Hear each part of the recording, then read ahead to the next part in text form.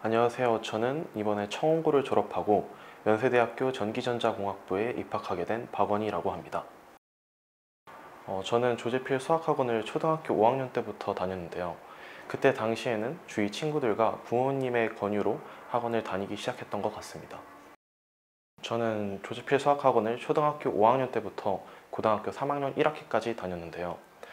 본격적으로 중학교에서 조재필 수학학원에서 제공하는 내신 대비 수업을 들으며 조재필 수학학원이 내신 대비를 굉장히 꼼꼼하게 잘해준다는 생각이 들었고, 이러한 부분이 학원을 오랫동안 다닐 수 있게 해주었던 것 같습니다.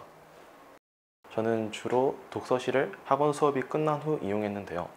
독서실에서 학원 수업에서 제대로 이해하지 못한 부분이나 모르는 문제, 헷갈리는 문제들을 조교 선생님들께 질문하며 그날 배웠던 수업을 보충하거나, 수학뿐만 아니라 내신과 관련된 다른 여러 과목들을 공부하는 방식으로 활용했습니다.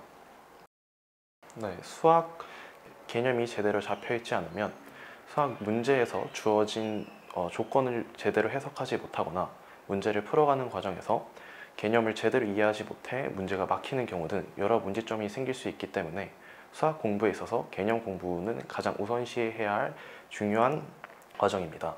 또한 개념 공부에 있어서 단순히 개념을 암기하는 것보다는 각각의 개념이 지닌 수학적 의미를 온전히 습득하여 문제를 보고 바로 관련된 수학적 개념이 떠오를 수 있도록 연습하는 것이 중요하다고 생각합니다. 공부를 하면서 반드시 해야 할 일은 내가 공부하고 있는 내용을 제대로 이해하고 있는지 중간중간 점검하는 것입니다. 내신이든 수능이든 진도를 위해서 무작정 계속 공부를 해나가는 것은 내가 이해하지 못하고 있거나 헷갈리는 부분 등을 놓치기 쉽습니다.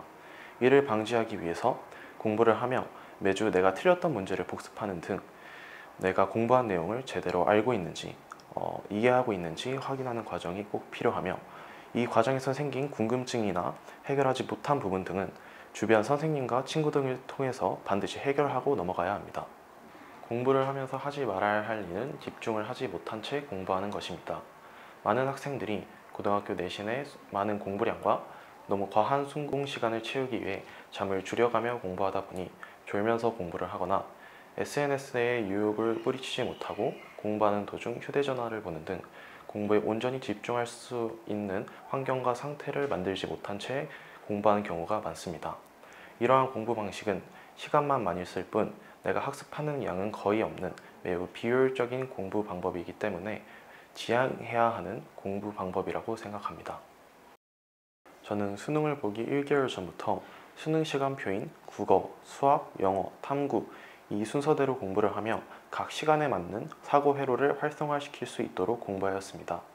또한 수능 2주 전부터는 문제를 더 풀어나가기보다는 기존에 풀었던 문제와 개념들을 정리하며 내가 미처 몰랐던 부분이나 부족한 부분을 확인하고 이를 보충하는 방식으로 공부하였습니다.